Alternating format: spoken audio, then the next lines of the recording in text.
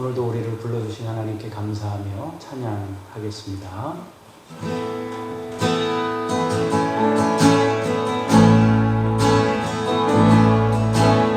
내 마음에 주를 향한 사랑이 나의 밤에 주가 주신 진리로 나의 눈에 주의 눈물 채워주소서.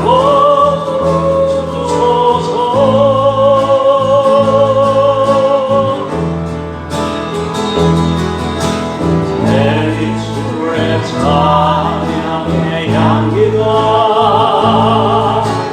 두 손에는 주를 앓는 성경에 나의 삶에 주의 은총과 함께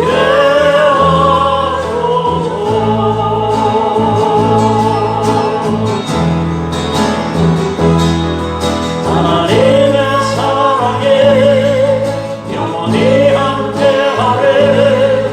십자가의 길을 걷는 자에게 등교자의 삶을 사는 이에게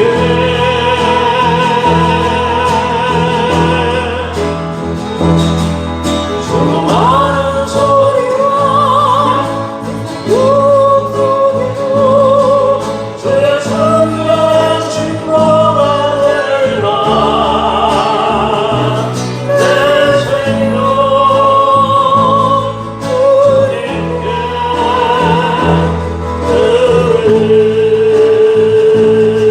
하나님의 사랑이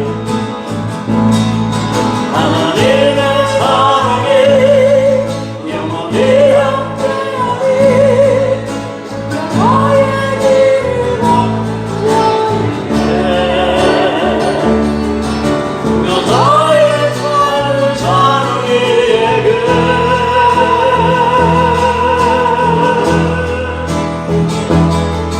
조롱하는 소리와 세상 유혹 속에도 주의 정결 신고가 되리라.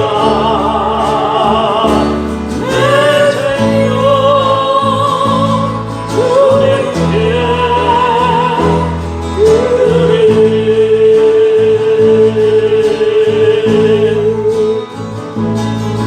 나의 dom으로 갈 때 힘들에서 걸을 때 그때가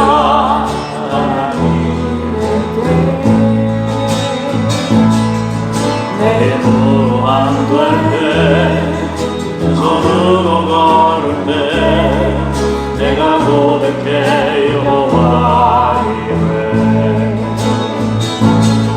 주가 일하시네 주가 일하시네 주께 아끼지 않는 자에게 주가 일하시네 주가 일하시네 신뢰하며 걷는 자에게 우리 모인 이곳에 주님 함께 계시네.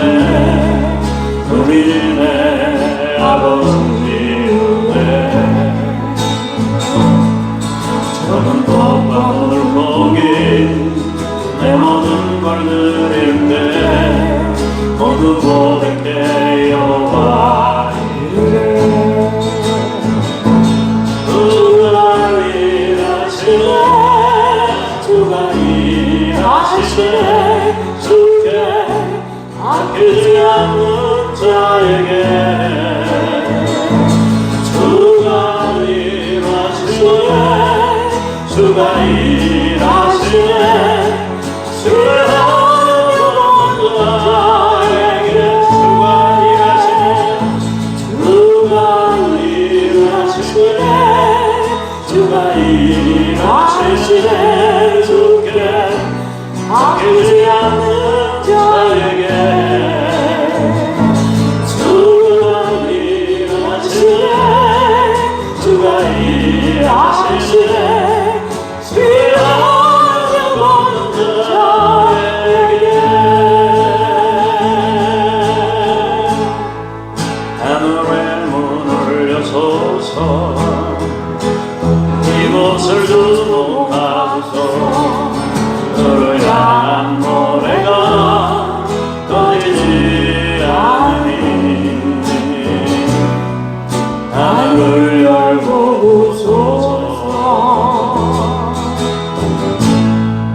이곳에 임재하소서. 주님을 기다립니다. 기도의 향기가 하늘에 닿으니 주여 임재하여 주소서. 이곳에 오셔서 이곳에 앉으소서. 이곳에서 들리는 예배를 받으소서. 주님의 이름이 주님의 이름만이 오직 주의 이름만 이곳에 있습니다. 하늘에 문을 여소서. 이곳을 주목하소서. 주를 향한 노래가 꺼지지 않으니 하늘을 열고 소서. 이곳에 임재하소서. 주님을 기다립니다. 기도의 향기가 하늘에 닿으니 주여 임재하여 주소서. 이곳에 오셔서 이곳에 앉으소서. 이곳에서 들리는 예배를 받으소서. 주님의 이름이 주님의 이름만이 오직 주의 이름만 이곳에 있습니다. 이곳에 오셔서 이곳에 앉으소서. 이곳에서 들리는 예배를 받으소서. 주님의 이름이 주님의 이름만이 오직 주의 이름만 이곳에 있습니다.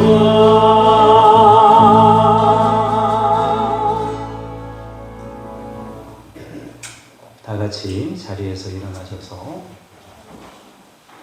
예배의 자리로 나아가겠습니다.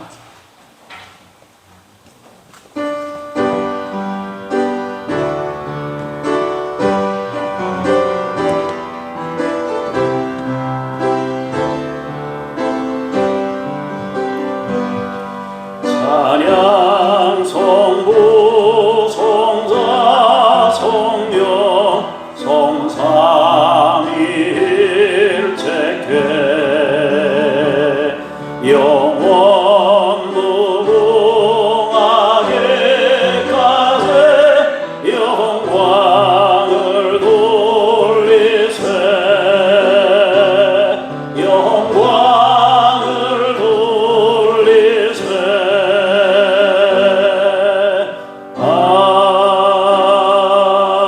아멘.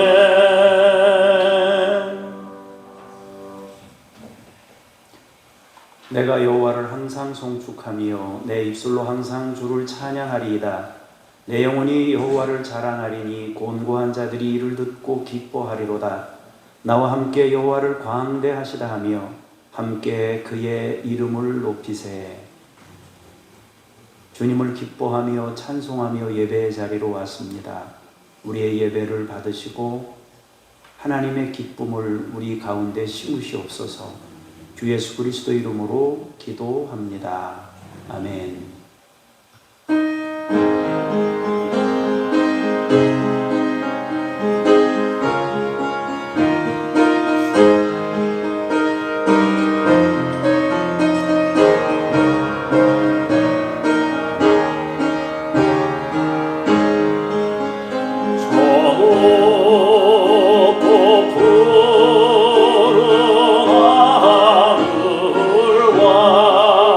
수 없는 내 남편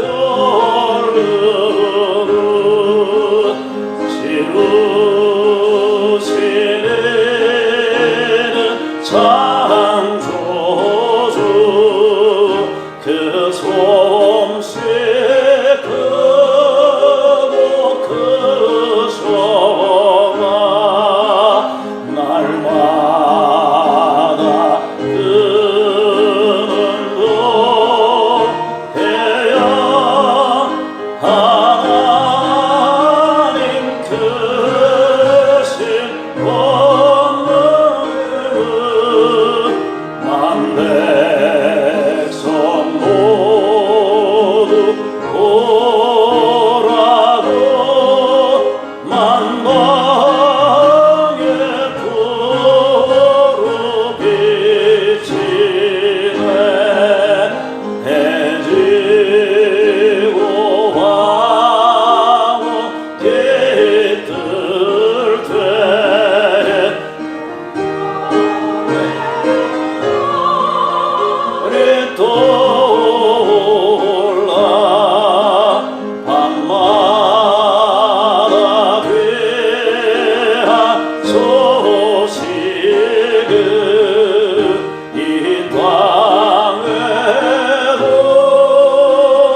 전하네 행성과 항성 모든 며 저마다 제게 돌면서 창조의 기쁜 소식을 온 세상 널리 전하네 엄숙한 신묵 속에서 무별이 새길 따르며 지구를 사고 볼 때에 들리는 소리 없어도 내 마음 귀가 열리면 그 말씀 밝히 들리네 우리를 지어내시네 대저제 성부 하나님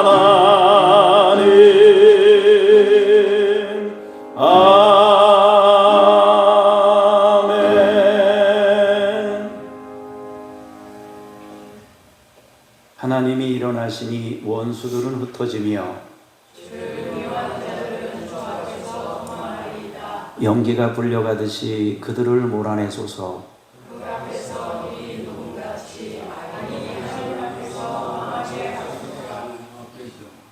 의인은 기뻐하여 하나님 앞에서 뛰놀며 기뻐하고 즐거워할지어다.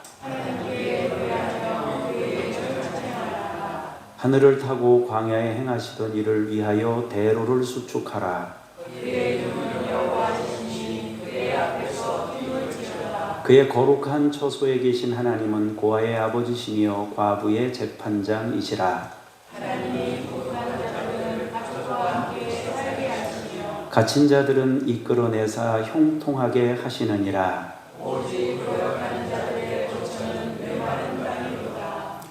하나님이여 주께서 가난한 자를 위하여 주의 은택을 준비하셨나이다. 아멘. 함께 고백의 기도를 드리겠습니다. 죄인들을 외면하지 않으시고 회개하고 돌아올 때마다 사랑으로 받아주시는 하나님 아버지, 그 사랑과 자비하심에 의지하여 저희가 지은 모든 죄를 고백하며 회개합니다. 예수님의 십자가 은혜로 구원받아 하나님의 자녀로 거듭난 저희이지만 아직도 옛사람의 악한 행실을 버리지 못하고 죄악 중에 살아가고 있습니다. 허망한 욕심을 따라 무익한 말을 하였고 육신의 정욕에 눈이 어두워져 썩어 없어질 세상 것을 추구하며 살았습니다. 성령님께서 주시는 신령한 즐거움보다는 세상이 주는 말초적인 자극을 쫓아갈 때가 더 많았습니다. 진리의 말씀에는 눈을 닫았고 영생으로 인도하시는 성령님의 음성에는 귀를 막고 살았습니다. 주님, 상하고 통회하는 심령으로 회개하오니 모든 죄를 용서해 주옵소서. 예수님의 이름으로 이 고백의 기도를 드립니다. 아멘. 개인적인 죄를 잠시 침묵으로 기도하겠습니다.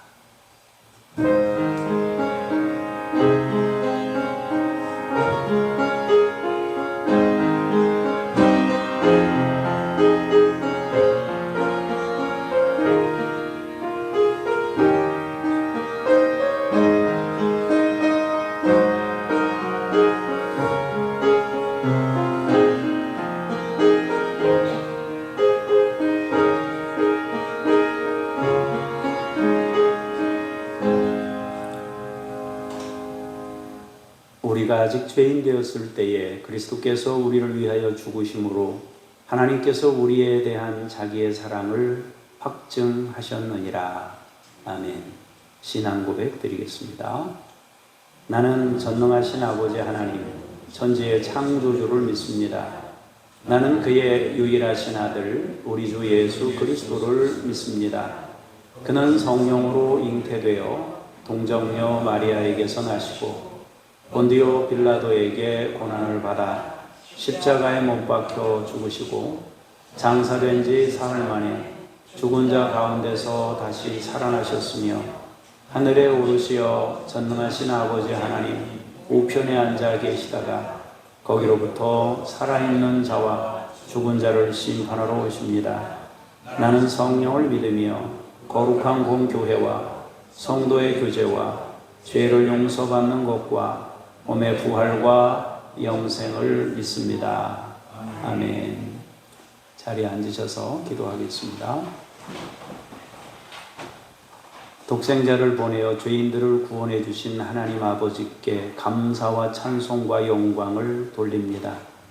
오늘도 주님께 구원받은 백성, 사랑받는 자녀들이 찬송과 경배를 드리기 위해 성산에 이르렀습니다. 거룩한 손을 들어 간절히 기도하며 응답을 기다리오니 구하는 자에게 좋은 것으로 채워 주옵소서. 진리의 음성을 듣고자 말씀이 떨어지는 강단 앞에 겸손히 엎드려 싸우니 깨닫게 하여 주옵소서. 정성스럽게 준비한 예물을 겸손한 마음으로 드리오니 아벨의 제사처럼 기쁘게 받아 주옵소서. 하나님께서 창조하신 만물을 통해 하나님의 생명의 원리와 질서와 그 출발의 지혜를 깨닫는 시간이 되도록 성령께서 우리를 인도하옵소서. 우리를 구원하신 주님께 감사하며 주 예수 그리스도 이름으로 기도합니다. 아멘.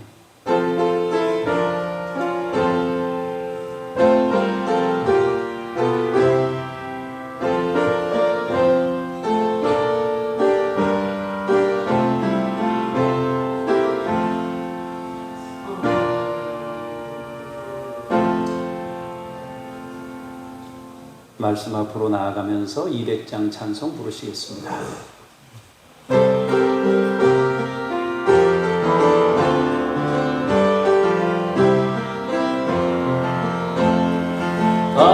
달우묘한 그 말씀 생명의 말씀은 귀한 그 말씀 진실로 생명의 말씀이 나의 길과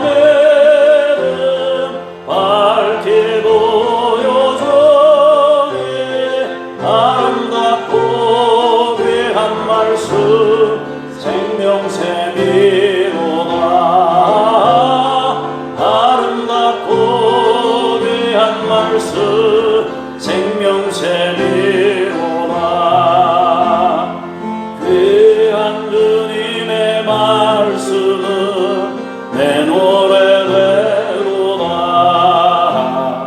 모든 사람을 살리는 생명의 말씀이 값도 없이 받아 생명길을 가니 아름답고 귀한 말씀 생명샘이로다. 아름답고 귀한 말씀 생명샘이로다. 널리 울리어 퍼지는 생명의 말씀은 마음의 용서와 평안을 골고루 주나니. 강한 예수 말씀 듣고 복을 받네. 아름답고 귀한 말씀 생명샘이로다. 아름답고 귀한 말씀 생명샘이로다.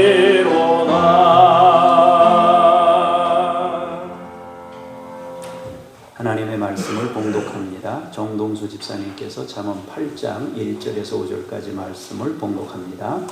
지혜가 부르지 아니하느냐, 명철이 소리를 높이지 아니하느냐. 그가 길가의 높은 곳과 내 거리에 서며 선문격과 문 어기와 여러 출입하는 문에서 불러 이르되, 사람들아 내가 너희를 부르며 내가 인자들에게 소리를 높이노라. 어리석은 자들아 너희는 명철할지리니, 미련한 자들아 너희는 마음이 밝을지니라. 아멘. 주님께 감사합니다. 연이어서 12절에서 17절까지 박무숙 권사님께서 봉독하시겠습니다. 나 지혜는 명철로 주소를 삼으며 지식과 근신을 찾아 얻나니, 여호와를 경외하는 것은 악을 미워하는 것이라. 나는 교만과 거만과 악한 행실과 패역한 입을 미워하느니라. 내게는 계략과 참 지식이 있으며 나는 명철이라. 내게 능력이 있으므로 나로 말미암아 왕들이 치리하며 방백들이 공의를 세우며, 나로 말미암아 재상과 존귀한 자 곧 모든 의로운 재판관들이 다스리느니라. 나를 사랑하는 자들이 나의 사랑을 입으며 나를 간절히 찾는 자가 나를 만날 것이니라. 아멘. 주님께 감사합니다. 22절에서 31절까지입니다. 여호와께서 그 조화의 시작 곧 태초에 일하시기 전에 나를 가지셨으며, 만세 전부터 태초부터 땅이 생기기 전부터 내가 세움을 받았나니, 아직 바다가 생기지 아니하였고 큰 샘들이 있기 전에 내가 이미 났으며, 산이 세워지기 전에 언덕이 생기기 전에 내가 이미 났으니, 하나님이 아직 땅도 들도 세상 진토의 공원도 짓지 아니하셨을 때라. 그가 하늘을 지으시며 궁창을 해면에 두르실 때 내가 거기 있었고, 그가 위로 구름 하늘을 견고하게 하시며 바다의 샘들을 힘있게 하시며 바다의 한계를 정하여 물이 명령을 거스르지 못하게 하시며, 또 땅의 기초를 정하실 때에 내가 그 곁에 있어서 창조자가 되어 날마다 그의 기뻐하신 바가 되었으며, 항상 그 앞에서 즐거워하였으며 사람이 거처할 땅에서 즐거워하며 인자들을 기뻐하였느니라. 아멘. 주님을 찬미합니다. 아멘. 오늘은 생명의 근원이라는 제목으로 말씀을 나누려고 합니다. 잠언 8장의 말씀은 지혜가 만인에게 공개 초청을 하고 있음을 밝히고 있습니다. 동시에 지혜의 자기 가치 선언이 담겨져 있습니다. 잠언 1장부터 9장까지는 15가지 강론으로 구분되어 있는데, 8장은 제 14번째 강론 강화라고 생각하시면 되겠습니다. 오늘 읽은 우리가 본문 전체를 읽는 대신 세 부분을 선별해서 읽었습니다. 가장 먼저는 공개적으로 지혜가 우리를 초청하고 있다는 내용이고, 두 번째로는 지혜가 어떤 가치를 가지고 있는지를 밝히고 있습니다. 그리고 세 번째로는 지혜의 선제성, 다시 말해서 먼저 존재하는 것에 대해서 말씀하고 있습니다. 결론부터 말씀드리자면은 성경이 지금 잠언에서 말하고 있는 지혜는 하나님 자신을 말씀하고 있는 겁니다. 지혜는 세상을 창조하신 창조주이십니다. 세상을 이루는 질서이면서 생명의 근원입니다. 성경은 우리에게 창조주를 만나야 한다고 부르짖고 있습니다. 물론 한계도 있어요. 창조주를 피조물이 알 수 있는가? 그것은 얼마나 무모한 일이겠어요. 창조주가 피조물을 아는 것은 가능하지만 피조물이 창조주를 알 수 있다? 굉장히 맞지 않는 말입니다. 그런데도 하나님께서 세상을 창조하셨기 때문에, 또 창조하셨기에 그 안에서 우리는 하나님의 지혜를 체험하고 만날 수 있는 거죠. 하나님의 지혜로 세상을 지으셨기 때문에 세상 속에는 하나님의 지혜가 담겨져 있는 것입니다. 그래서 우리가 100% 절대적으로 하나님을 다 알 수 있는 지혜는 아니지만 하나님이 심어 놓으신 만물 속에서 하나님의 지혜를 배울 수 있게 된다라는 것입니다. 몇 가지만 예를 들자면은, 첫 번째로 생명 창조에 대해서 생각해 보고자 합니다. 하나님께서는 생명을 창조하시는 능력을 우리에게 주셨는데, 단 우리 혼자서 생명을 창조할 수 있게 하시는 대신에 둘이서 생명을 창조하도록 하셨습니다. 하나가 아니라 둘이라는 것, 서로 다른 거잖아요. 그죠? 남자와 여자가 가지고 있는 게 다르잖아요. 다른 것과 다른 것이 만나서 하나를 이루었는데 새로운 생명이 탄생하는 것이거든요. 여기에 굉장한 비밀이 숨어 있는 것입니다. 그러므로 우리가 하나님의 지혜를 생각할 때 이 관계성, 서로와 서로의 관계성 속에 하나님의 지혜가 숨어 있다는 것을 우리가 기억해야 하겠습니다. 나 혼자서 뭔가를 하는 것이 아니라 함께 이루어가는, 그것이 바로 하나님께서 말씀하신 하나님의 나라고 하나님의 지혜일 수 있습니다. 두 번째로는 항상 자기 위치를 지키도록 지으셨습니다.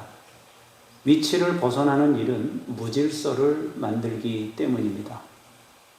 가끔 꽃이 이쁘다고 막 심어 놓는데 그게 막 퍼져나가서 하는데 이쪽에 풀, 이쪽에 꽃, 그럼 막 정신없어요.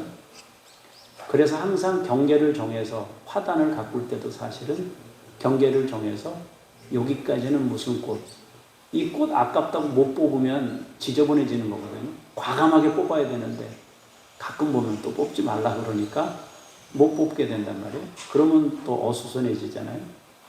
사실 바닷물이 굉장히 파도가 심할 때는 방파제도 막 넘을 정도로 파도가 굉장히 커지거든요.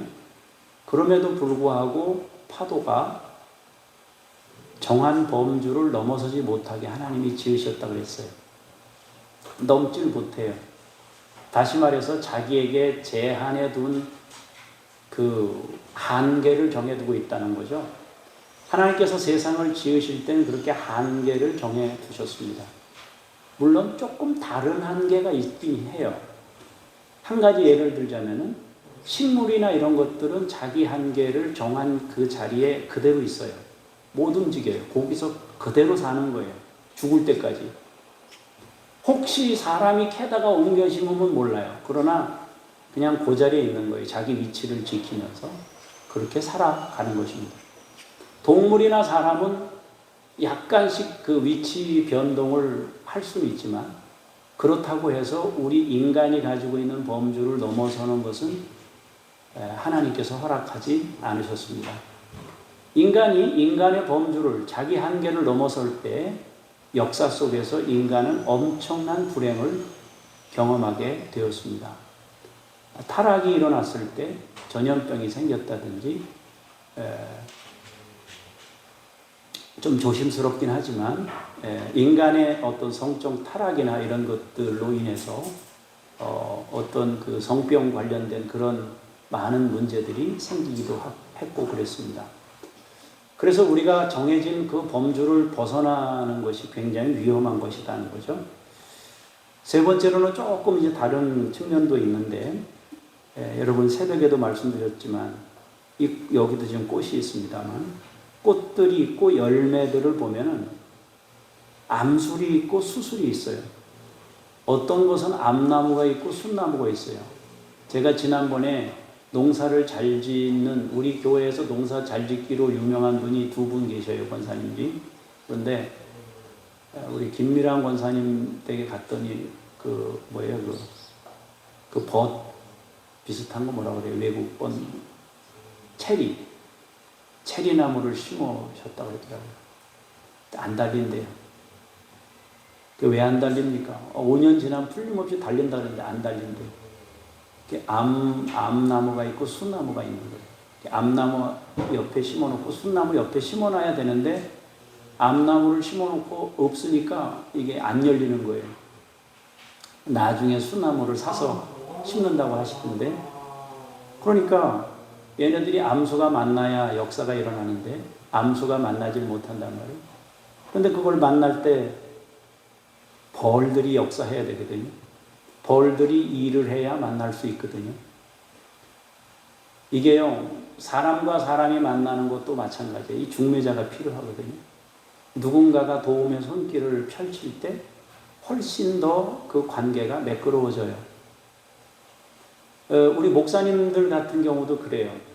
그 목사님들하고 사모님하고 관계가 조금 안 좋은 분들도 계시고 좋은 분들도 계시는데, 대체적으로 안 좋은 분들이 그걸 해결할 수 있는 방법이 있어요. 그건 뭐냐면은 목사님들 부부 이렇게 같이 목사님들끼리 사모님들끼리 만나는 게 아니라 부부끼리 만나서 세 가정 네 가정이 이렇게 어울리면은 그 부부 관계가 좋아져요. 희한해요. 그런데 어쨌든 그렇게 관계를 풀고 나면은 서로 관계가 좋아지는 경우들을 흔히 많이 봐요. 때로는 독자적으로 남자는 남자끼리 여자는 여자끼리 모여서 관계를 이루는 것도 필요한데요.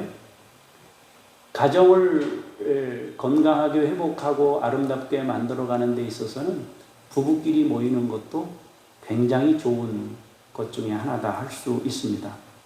어쨌든 하나님께서는 각자의 독자성을 충분히 실현하도록 세상을 지으셨습니다. 그러나 동시에 함께 살아가도록, 함께 살 때에 생명이 창조되도록, 그리고 더 행복하도록 세상을 설계하셨습니다. 그리고 함께 살아갈 때 아주 중요한 게 있어요. 그건 뭡니까? 함께 살려면 질서를 지켜야 돼요. 자기 한계, 범주를 지켜야 된단 말이에요. 범주를 넘어서면 곤란해지는 것이란 말이에요. 그래서 이제 공간도 자기 공간이 있어야 되고요. 어떤 그 생각하는 공간이나 이런 것들도 자기만의 영역으로 분리된 게 있어야 한다라는 것입니다. 과거에 우리나라가 같이 이렇게 대가족을 이루었는데, 그 대가족을 이룰 때 옛날에 있던 분들은 그걸 잘했던 것 같은데요. 이제 그 이후에 우리가 이 문명을 받아들이기 바로 직전에는 그게 또 한계가 있었던 부분도 있었던 것 같아요. 한 집에서 같이 산다. 저기 옛날엔 사랑방, 큰 대궐, 대감마님들은 그런 데가 있잖아요. 사랑방이 있고 뭐가 있고 안방이 있고 따로 있어서 이렇게 분리된 공간 속에서 살았기 때문에 그 보장받는 거잖아요. 근데 그 분리된 공간이 합쳐져서 한 군데서 다 산다 그러면 5가정, 6가정이 한 군데 산다 그러면은 이게 복잡해지는 거거든요. 그러면 이제 대가족을 이루기가 어려워지는 것이거든요. 그래서 이 세 가지는 굉장히 중요해요. 하나님은 우리를 한 사람 한 사람을 존중하고 세우셨는데 생명을 창조하려면 혼자는 안 돼요. 둘이 돼야 되는 거예요. 그리고 식물을 보면은 또 중매자도 있어야 돼. 중보자도 있어가지고 해야 생명이 탄생이 되는 거예요. 그래서 하나님은 한 사람을 굉장히 귀하게 창조하셨는데 그 하나하나가 만나서 연합하고 함께 할 때 하나님의 생명 역사가 일어나는 것입니다. 그런데 그 생명 역사가 함께 가려면 질서, 자기 위치를 지키는 것이 필요하다라는 것입니다. 하나님께서는 이렇게 창조 사역을 통해서 하나님의 지혜를 알도록 만물 속에서 역사하시고 있다라는 거죠. 우리가 방금 읽었던 잠언 8장 1절에서 5절을 보시면 계속 뭐라고 그럽니까? 지혜가 부르고 명철이 소리를 높이고 길가의 높은 곳과 네거리에 서며 성문 곁과 문 어기와 여러 출입하는 문에서 부른다 그랬습니다. 사람들아 내가 너희를 부르며 내가 인자들에게 소리를 높이노라. 어리석은 자들아 너희는 명철할지니라. 미련한 자들아 너희는 마음이 밝을지니라. 누가 어떻게 하고 있습니까? 지혜와 명철이 일하고 있어요. 불러요. 소리를 높입니다. 누구를 부르고 있습니까? 사람들아 내가 너희를 부른다 그럽니다. 인자들아 내가 소리를 높인다 그럽니다. 어리석은 자들아 미련한 자들아 하면서 모든 사람을 지혜가 부르고 있습니다. 그 왜 부르고 있습니까? 부르는 이유가 뭐예요? 명철해져라, 마음이 밝아져라, 깨어나라고 부르고 있습니다. 사람들에게 눈을 뜨고 귀를 열어서 하나님의 창조 질서와 생명의 원리와 하늘에 속한 것을 깨달으라고 부르고 있습니다. 그걸 깨달아야 인생을 바로 살 거 아니에요, 그죠? 하나님이 지으신 생명의 원리를 바로 깨달아야 살 수 있잖아요. 제가 크게 3가지만 예를 들었습니다만 하나님이 개인을 존중하셨고 둘이 만나서 생명을 이루게 하셨고 함께 살아가려면 질서가 필요하다. 이건 그냥 제가 느낀 걸 3가지 예를 들어서 설명했을 뿐이죠. 세상에는 얼마나 다양하고 많은 창조 세계가 있겠어요? 그 엄청난 세계를 통해서 우리는 하나님의 지혜를 반복해서 배울 수 있겠죠. 그런데 어쨌든 지혜가 명철하라고 우리를 부른대요. 어디서 부르고 있습니까? 길가 높은 곳에서 부른대요. 높은 곳들의 꼭대기라는 의미가 있는데 모두가 보이는 자리에서 지혜가 우리를 부른답니다.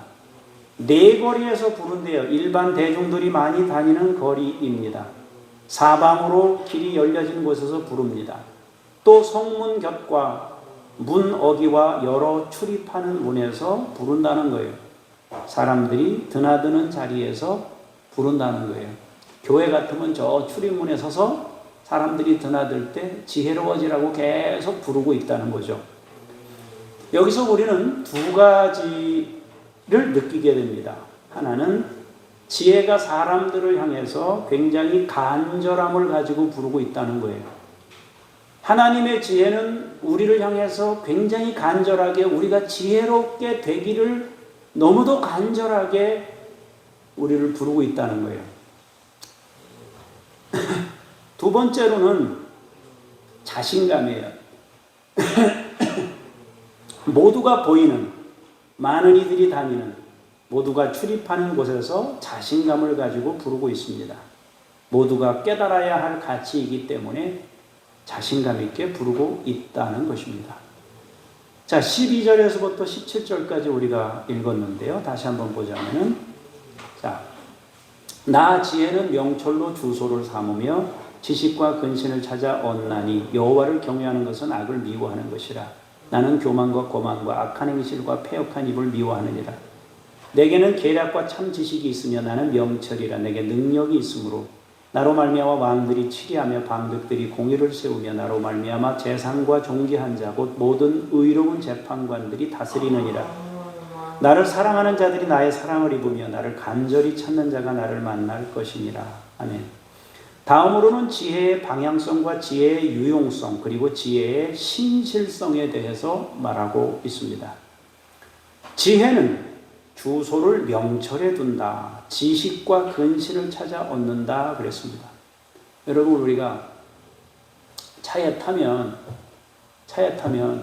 옛날에는 뭐 그렇지 않았습니다만 요즘에는 차에 오르면 제일 먼저 하는 게 뭐예요? 내비게이션이 딱 떠서 동의하는지 여부를 물어요. 동의하면 딱 누르면 이제 내비게이션이 작동을 한단 말이에요.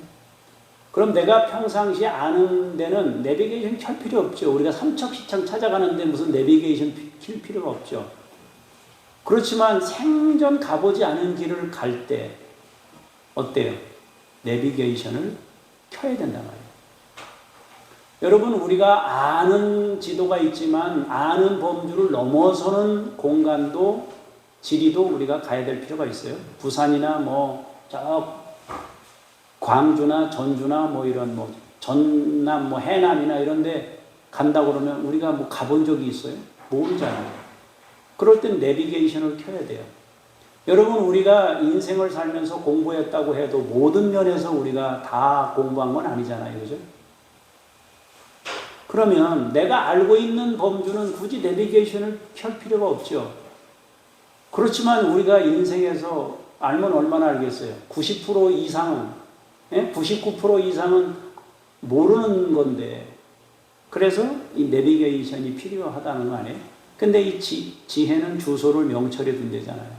거기다가 딱 내비를 딱 쳐서 주소를 거기 삼는 거예요. 또 지혜는 미워한데 뭘 미워해? 악을 미워하고 교만과 거만과 악한 행실과 패역한 입은 미워한다는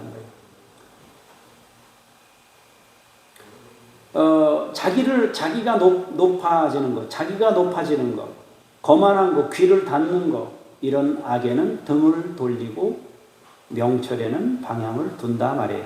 그 방향성이 명철에 있고 하나님께 있는 거예요. 그게 지혜란 말이에요. 다음으로 생각할 것은 지혜가 가진 유용성입니다. 유용성. 지혜에는 계략과 참 지식이 있습니다. 여기서 계략과 참 지식이라는 건 뭐냐면 상황 변화에 따라 대처할 수 있는 능력을 말하는 겁니다. 상황 변화에 따라서 대처할 수 있는 능력. 자동차가 오토 기능들이 하도 많이 생기다 보니까 운전하기 굉장히 편리해졌어요. 너무너무 편리해졌어요. 진짜로 서울 갔다 와도 피곤한 게 훨씬 덜 피곤하더라고요.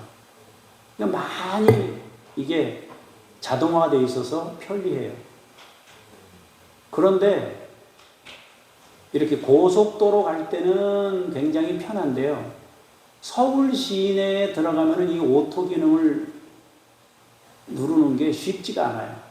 왜냐하면 상황이 너무 바뀌고 상황이 너무 빨리 서고 신호가 너무 많고 이러다 보니까 이게 그 상황 대처를 이 오토가 감당을 못하는 거예요.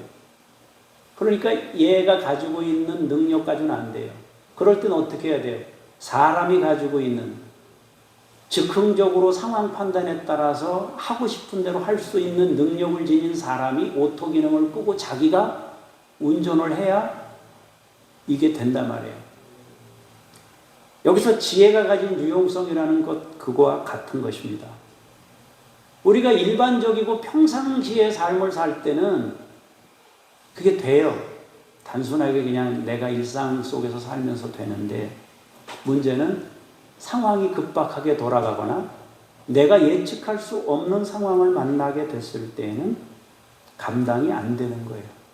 여기서 말하는 계략과 참지식이라는 것은 급변하는 상황 속에서 능히 대처할 수 있는 능력을 말하는 것입니다. 하나님의 지혜라는 것은 바로 그런 것이 있는 겁니다. 여러분, 솔로몬이 지혜를 얻어서 그 판결을 내릴 때 어떻게 알겠습니까? 두 사람이 서로 옳다고 주장하는데. 근데 그때 기발한 생각이 딱 떠오르잖아요. 하나님께서 지혜를 주시니까 그 상황에 대처할 수 있는 그런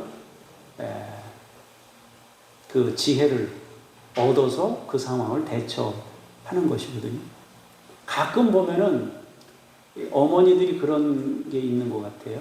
애들 이렇게 키우다 보면 막 여러 가지 일들이 생겼는데 그 애를 돌봐야 된다는 마음이 워낙 커서 그런지 모르겠는데, 우리 어른들도 그런 말씀을 좀 하시는데, 이가 없으면 잇몸으로 산다 그러는데 없어요.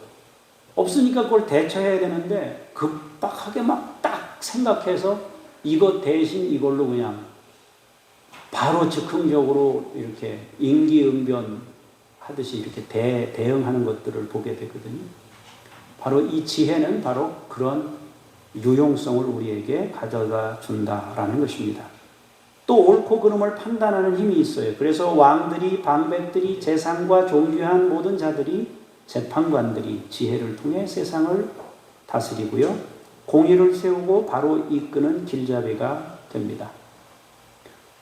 그리고 세 번째로는 지혜의 신실성이라고 그랬어요. 지혜의 신실성, 언제나 그 자리에서 중심이 됩니다. 여기서 언제나 그 자리라는 것은 공간적인 의미에서의 위치를 정확히 지킨다는 뜻이 아니고,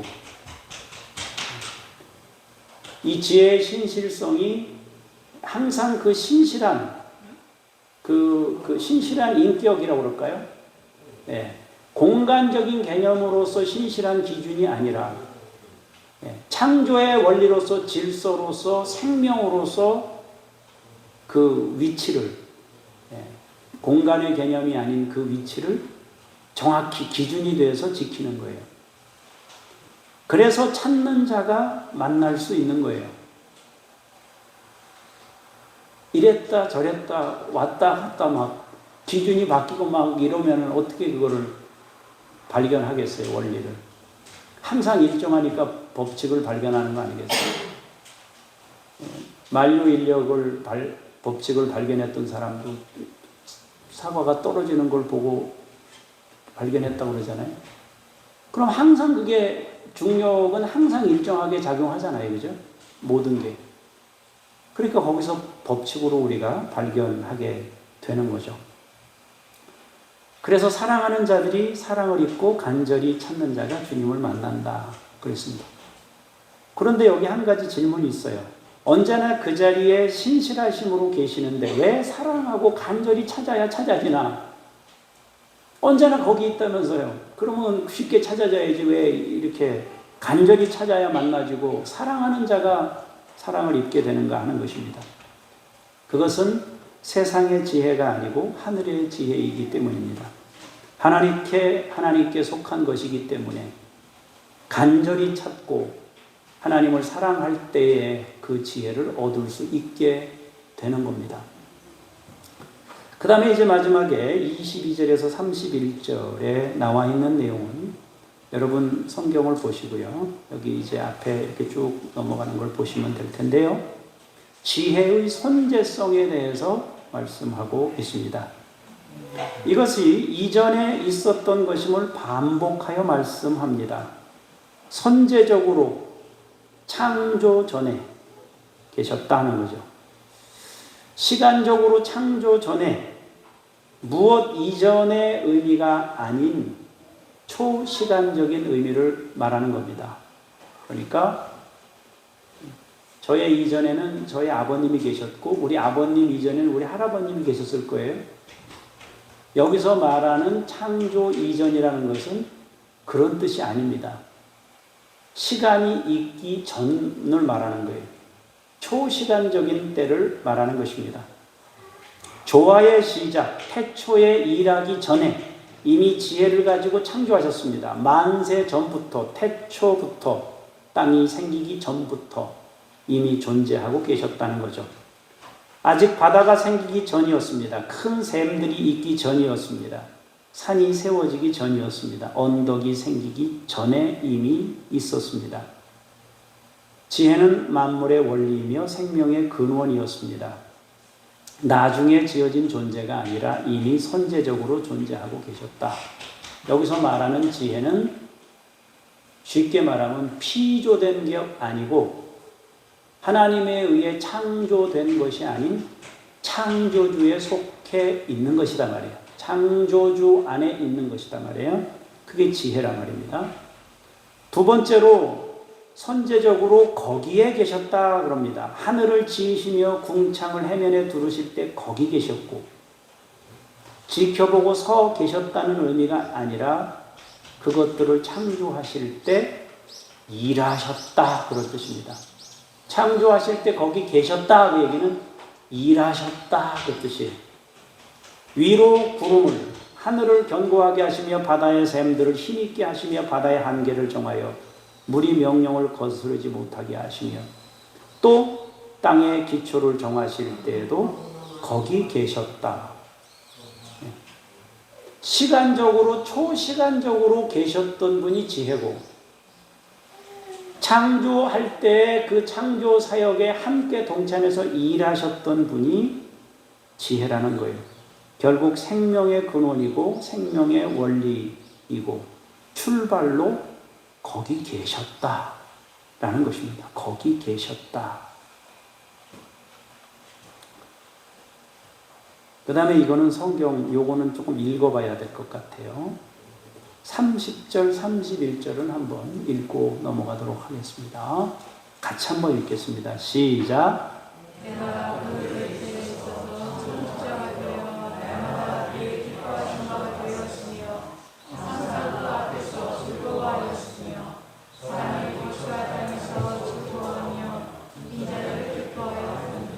네. 이 지혜는 기쁨이셨고 기뻐하셨다 그랬습니다. 지혜는 하나님께 기쁨이었습니다. 하나님도 지혜의 기쁨이었습니다. 예수님이 이 땅에 오셨을 때 하늘에서 음성이 들렸어요. 이는 내 사랑하는 아들이요 내 기뻐하는 자다. 그런데 예수님이 뭐 할 때 그 음성이 들렸습니까? 세례를 받으실 때. 예수님이 세례를 왜 받으셨다고 그랬습니까? 우리 인류의 죄를 덮어 쓰시려고. 구약에서 짐승을, 죄인들이 짐승을 끌어다가 안수해서 잡기 전에 안수할 때, 그 상태 안에 예수님이 세례를 받으실 때 대속죄물, 화목제물이 되셨을 때 하늘에서 음성이 들리기를 내 기뻐하는 자다. 그렇게 말씀하셨습니다. 그런데 예수님도 하나님을 기뻐하셨어요. 서로에게 기쁨이셨고 즐거움이셨습니다. 이것은 합의를 의미합니다. 합의를. 완전한 하나로 일하셨다는 거죠. 전 인격과 의지, 행동의 합일입니다. 그 다음에 또 한 가지는 뭡니까? 이 지혜는 사람이 거처할 땅에서 즐거워하며 인자들을 기뻐하셨다 그랬습니다. 하나님이 창조한 모든 만물과 세계를 보시면서 기뻐하셨다는 거죠. 창세기 1장에도 말씀하시기를 보시기에 심히 좋았더라 라고 말씀하셨습니다. 창조는 하나님의 기쁨이고 특히 사람들을 기쁨의 대상으로 지으셨습니다. 하나님은 모든 창조, 피조 세계를 지으실 때마다, 모든 창조를 하실 때마다 보시기에 좋았더라, 보시기에 좋았더라, 좋았더라, 좋았더라. 그러니까 사람만 보시기에 좋은 게 아니고 들판을 지으실 때 보시기에 좋았고, 바다를 지으실 때 보시기에 좋았고, 해, 달, 별을 지으시고 보시기에 좋았고, 보시기에 좋았다 그랬습니다. 여러분, 우리가 뭘 만들 때, 혹은 뭐 이렇게 뭐 할 때 잘 됐으면 어때요? 흐뭇하잖아요. 뭐가 좀 잘 안 됐으면 어때요? 요거 바로 잡아야 되는데. 그래서 그걸 뜯어내서 뭐 다시 하든지 그렇게 하잖아요. 그죠? 근데 하나님 보시기에 좋았다는 건 하나님이 원하신 대로 이렇게 자기 위치를 지키면서 각자의 정해진 자리를 지키고 있었다는 거잖아요. 그렇게 하나님의 기쁨이었다라고 말씀하고 있어요. 여러분이나 저는 하나님의 기쁨인 거예요. 하나님이 우리를 보시면서 기뻐하는데 우리는 이 사람을 보면서 기쁘지가 않으니까 전혀 안 기쁘니까. 왜 그런가? 둘 중에 하나예요. 이 사람이 죄성이 많아서 그러든지 내가 죄성이 많든지 둘 중에 하나죠. 그죠? 하나님이 세상을 이처럼 사랑하사 독생자를 보내주셨지 않습니까? 독생자를 보내셔서 세상을 사랑하셔서 자신을 내어준 거잖아요. 그게 기쁨이에요. 히브리서에도 말씀하시잖아요. 예수님은 그 앞에 있는 기쁨을 위하여 모든 고난을 참으셨다고 그랬잖아요. 모든 고난을 참으셨다고 그랬어요. 그 기쁨이라는 게 뭐겠어요? 우리의 회복 아니에요? 우리의 구원 아니겠어요? 그러니까 하나님이 우리를 기뻐하시는 거예요. 우리도 하나님을 기뻐하는, 그것이 하나님이 원하시는 세상입니다. 결국 지혜는 예수님을 의미하고요. 지혜는 우리를 불러요. 온 천지에서 계시하십니다. 사람들이 모인 곳에서 외치고 소리 지르며 부릅니다. 지혜롭게 되라고 합니다. 그분이 창조주라고 말씀하십니다. 창조는 지혜로 출발되었다고 말씀하십니다. 그리고 창조는 하나님의 기쁨이었습니다. 특히 사람은 하나님께 기쁨의 대상이었다고 말씀하셨어요. 지혜의 부름을 깨닫고 그 지혜를 만나게 된다면 창조주를 알게 됩니다. 우리가 하나님에 의해 피조된 존재이지만 하나님께나 지혜에게 기쁨을 알게 됩니다. 그렇게 지혜는 우리에게 분별력과 다스림의 능력이 되어 세상에 하나님 나라를 이루게 됩니다. 그래서 지혜를 얻은 통치자들은 바르게 다스릴 수 있게 됩니다. 성경은 왕들이 치리하며 방백들이 공의를 세우며 재상과 존귀한 자 곧 모든 의로운 재판관들이 세상을 다스린다고 하셨습니다. 지배하는 것이 아니라 참되게 다스린다 그랬습니다. 지혜가 세상을 기뻐했던 것처럼 그들은 사람들을 사랑하며 기뻐하며 다스리게 됩니다. 지혜가 없는 왕이나 재상들은 기쁨으로 다스리지 않겠죠. 지배하려고 이 사람들 걸 빼앗아서 내 이익을 삼으려고 하겠죠. 그러면 그들에겐 기쁨이 없는 거죠. 지혜는 창조 원리고요. 생명의 근원이기에 지혜를 만나고 배우면 세상은 건강하게 변합니다. 자신을 존귀하게 여길 수 있습니다. 자신을 존귀하게 여기는 사람은 다른 사람도 존귀하게 여길 수 있는 힘이 생겨요. 하나님의 지혜를 만나야 열등감을 극복할 수 있습니다. 열등감은요, 잘하는 사람이라고 열등감이 없는 게 아니에요. 못하는 사람이라고 열등감만 있는 게 아니에요. 경쟁 관계에 있는 사람도 열등감 때문에 시달려요. 1등, 2등 하는 사람도 열등감 때문에 시달려요. 늘 그것 때문에, 시기심 때문에 분쟁하고 싸우는 거예요. 그렇게 복잡해지는 거거든요. 그건 왜 그래? 하나님이 나를 기뻐하신다는 그 자존감, 그런 것들을 잃어버렸기 때문입니다. 자신이 존귀한 줄 알면 그 다음부터 다른 사람을 사랑할 수 있는 힘이 생기는 것이고 용납하고 받아줄 수 있는 에너지가 거기서 생기는 거거든요.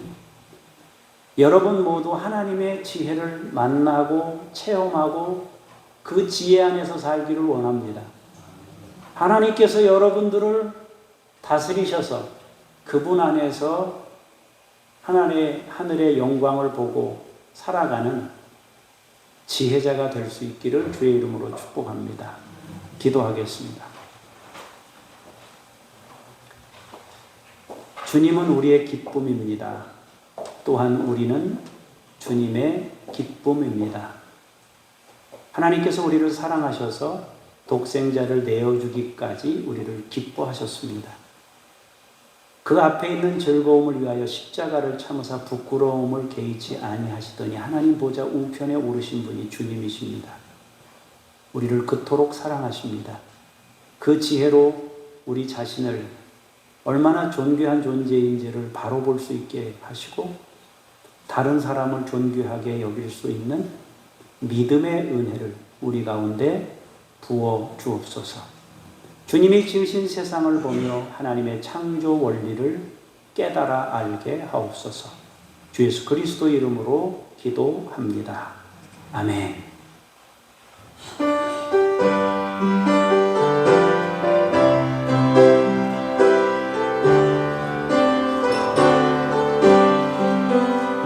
나의 영원하신 기업 생명보다 귀하다. 나의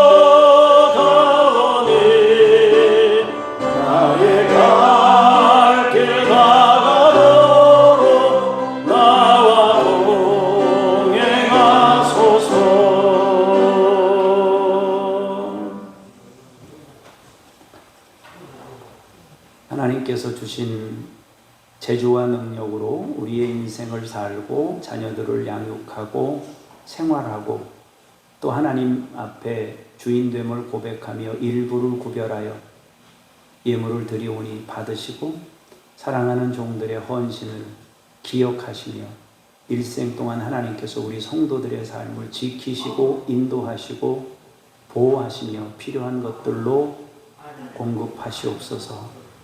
감사드리며 주 예수 그리스도 이름으로 기도합니다. 아멘. 하늘에 계신 우리 아버지, 아버지의 이름을 거룩하게 하시며 아버지의 나라가 오게 하시며 아버지의 뜻이 하늘에서와 같이 땅에서도 이루어지게 하소서. 오늘 우리에게 일용할 양식을 주시고 우리가 우리에게 잘못한 사람을 용서하여 준 것 같이 우리 죄를 용서하여 주시고 우리를 시험에 빠지지 않게 하시고 악에서 구하소서. 나라와 권능과 영광이 영원히 아버지의 것입니다. 아멘.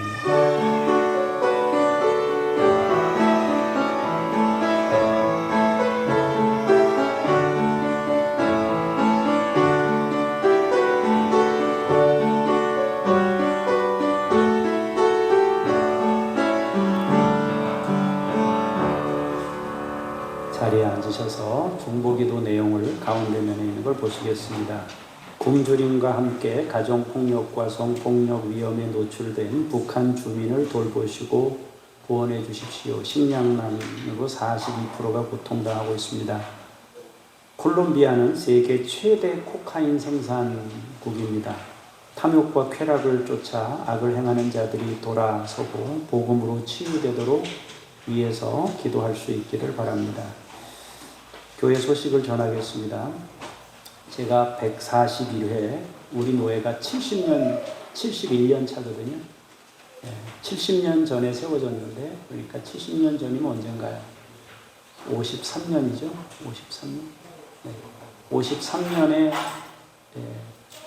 그 전쟁이 끝나기 직전인지 하여튼 뭐 그렇게 해서 노회가 생겼는데 70주년 되는 해에 제가 노회장으로 선출이 됐습니다. 여러분이 중보 기도를 부탁드리고 또 그렇게 할 수 있으면 좋겠습니다. 취임식이나 뭐 감사회나 이런 것도 안 했는데 원래 안 꼬서 안 보내는데 누가 3개를 보냈어요. 그래서 이제 감사하기는 한데 여러분 뭐 다른 거는 모르겠고 우리가 다른 거는 뭐 안 하고 오늘 뭐 우리 교회에서 떡을 조금 하신 것 같아요. 우리 너무너무 감사하고 여전도에서 한 거예요. 여전도에서 떡을 하셨답니다. 너무너무 감사하고요. 지난번 수요일에 여러분 박수를 하셨는데 주일이니까 제가 한 번만 더 받을게요.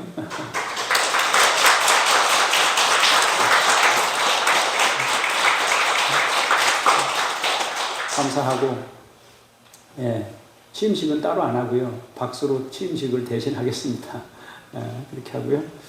25일에요. 무학교회에서 색소폰 팀하고 워십 팀이 수요일 예배 때 옵니다. 그러니까 전부 오셔야 돼요. 수요일 날 저녁에 7시에 예배 때 전부 오셔서 남편들을 모시고 오세요.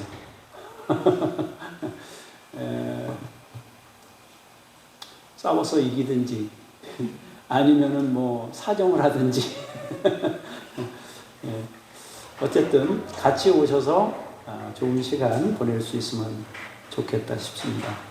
이번 주 수요일에요. 내일 모레 불피요. 수요일에 노래 교실이 2시부터 우리 교회 새벽 기도실에서 2시에 노래 교실이 있습니다. 그러니까 같이 오시고 우리 이봉성 권사님 어른 모시고 다 같이 오셔도 됩니다. 같이 오셔서 싫대. 나는 트로트보다 찬송이 더 좋다. 그래 어쨌든 그렇게 해서 같이 시간을 보낼 수 있으면 좋겠고요. 오후 2시에요. 생수를 준비해 달라고 그러더라고요. 생수만 준비하시면 될 것 같고요. 우리 장호 서당 맡고 있는 데서 원사님이 좀 생수하고 뭐 간식이 될 만한 거 조금 준비해 놓으시면 좋겠고요. 여기 이제 광고는 안 돼 있는데요. 예. 그리고 이제 부흥회가 있는데요. 이건 총회에서 주관하는 강원 지역 전체가 부흥회를 하는데 춘천 동북교회에서 20일 날 오후 2시부터 저녁 9시까지 부흥회를 합니다. 저는 거길 가야 될 것 같아요. 그래서 여러분들 위해서 기도할 수 있길 바라고요. 그 다음에 그 17일에 강원노회가 있거든요. 강원도에는 2개 노회가 있습니다. 강원노회와 강원동노회. 원래 한 노회예요. 같이 출발했어요. 70년, 그러니까 35년 동안은 같이 있다가 분립을 한 겁니다. 양쪽으로. 그래서 그쪽에도 한 100교회 있고 이쪽에서도 한 100교회가 있어요. 연합. 근데 그쪽에서도 우리를 방문했어요. 우리도 이제 방문하는 거예요. 대표단이 방문하는 3사람 정도 노회장하고 이제 서기하고 회계하고 이 정도 방문하게 됩니다. 그리고 여기 광고를 못했는데 화요일 날 우리 사랑구역 일부가 같이 나들이 잠깐 가려고 합니다. 8시에 교회에서 출발하도록 하겠습니다. 아주 천천히 가다 쉬다 천천히 이렇게 이동할 예정입니다. 그러니까 그렇게 힘들지는 않을 거예요. 이제 나중에 오실 때, 돌아오실 때 좀 시간이 늦어져서 그럴 수 있지만 몸이 피곤하지 않도록 자주 쉬었다가 이동하도록 그렇게 하겠습니다. 위에서 여러분들 기도해 주시기를 바랍니다. 감사하고요. 제가 잠깐 기도하고 마치겠습니다. 하나님, 교우들과 한 마음으로 중보기도 합니다. 굶주림과 함께 가정폭력과 성폭력 위험에 노출된 북한 주민을 돌보시고 구원하여 주옵소서. 식량난으로 고통 중에 있사오니 주여 저 땅이 하루속히 그 고통에서 벗어나게 하옵소서. 하나님 아버지, 콜롬비아가 탐욕과 쾌락을 쫓아 악을 행하는 자들이 많이 있습니다. 돌아서고 복음으로 치유되게 하시고 최대 마약 생산국인데 주여 그 통로가 끊어지고 그 농사가 무너지게 하시고 아버지, 서로 연대하고 있는 그 잘못된 그런 연대들이 끊어지고 서로 분쟁하게 하심으로 아버지, 그 마약 산업이 성장하지 못하도록 주께서 막아 주옵소서. 하나님, 이스라엘과 팔레스틴 사이에 전쟁이 있습니다. 우크라이나 전쟁이 끝나지도 않았는데 또 그러고 있습니다. 이 모든 갈등으로부터 벗어나도록 더 이상 희생이 생기지 않도록 하나님께서 지키시고 인도하시며 특히 아버지 하나님, 악을 행하는 지도자들이 주여 그 악을 멈추도록 주께서 역사하시고 함께하여 주시옵소서. 하나님 아버지, 소종을 노회장으로 선출을 되게 하셨사오니 감사합니다. 약한 사람인데 하나님께서 도와주셔서 지혜와 명철로 다스릴 수 있게 해주시고 담대한 마음도 주셔서 하나님 권위를 세우게 하시고 또 하나님 아버지, 약한 자를 돌아보고 섬길 수 있는 긍휼의 마음을 부어주셔서 주의 뜻을 이룰 수 있게 하옵소서. 25일 수요일에 무학교 선교팀들이 와서 함께 선교 일환으로 함께 찬양하며 감사하는 시간이 있습니다. 함께 주변 사람들이 동참해서 은혜로운 시간을 갖게 해 주옵소서. 노래교실을 수요일마다 4주 동안 열게 됩니다. 하나님, 지역민들이 함께 와서 교회를 드나들면서 주의 사랑을 경험하고 찾고 느낄 수 있도록 주께서 인도해 주옵소서. 총회에서 주관하는 강원 지역 부흥회가 있습니다. 하나님 아버지, 이 종도 같이 참여해서 은혜를 나누고 순서 진행을 해야 됩니다. 감당할 수 있는 힘과 능력을 주시고 은혜로운 시간 될 수 있게 하시고 69개 노예에 속한 모든 지역마다 평안한 가운데 일이 이루어지도록 인도해 주옵소서. 하나님 아버지, 우리가 돕는 이들을 주의 이름으로 축복합니다. 우리가 돕는 어린아이들을, 우리가 돕는 선교사들을 하나님이 지키시고 인도하시며 그들에게 하늘의 지혜를 주시고 주의 영광을 나타내는 인생들이 되도록 함께 하시고 역사하여 주시옵소서. 우리 교우들의 헌신과 수고를 주님께서 기억하시기를 원합니다. 자신의 것을 내어줌으로 하나님 아버지 많은 일들을 감당하게 했고 또 여기에 이르게 했습니다. 주께서 기억하시고 복을 주시며 은혜와 사랑으로 함께 하시고 자손 만대로 믿음의 복과 건강의 복과 물질의 복과 하나님께서 주시는 모든 복을 받아 누릴 수 있는 귀한 종들이 다 될 수 있도록 역사하여 주시옵소서. 일주일 동안도 승리케 하실 주님께 감사드리며 주 예수 그리스도 이름으로 기도합니다. 아멘. 다 같이 자리에서 일어나셔서 찬송 같이 1절만 부르시겠습니다.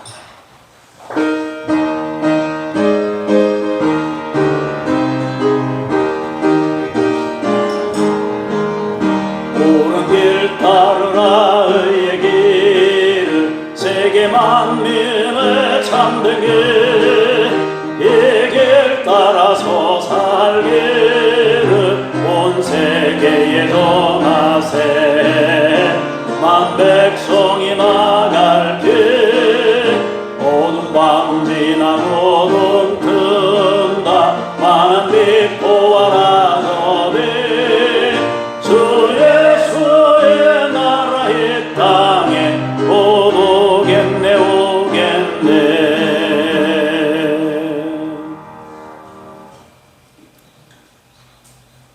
우리 구주 예수 그리스도의 은혜와 아버지 하나님의 그 크신 사랑하심과 내주하시며 교통하시는 성령님의 역사하심이 우리를 부르는 지혜의 목소리에 순종하여 명철하고 지혜롭게 되어 주의 뜻을 이루며 이 땅에 살기를 원하는 하나님의 사람들 머리머리 위에, 교회들 위에 이제로부터 영원까지 함께 하시기를 간절히 축원하옵나이다. 아멘.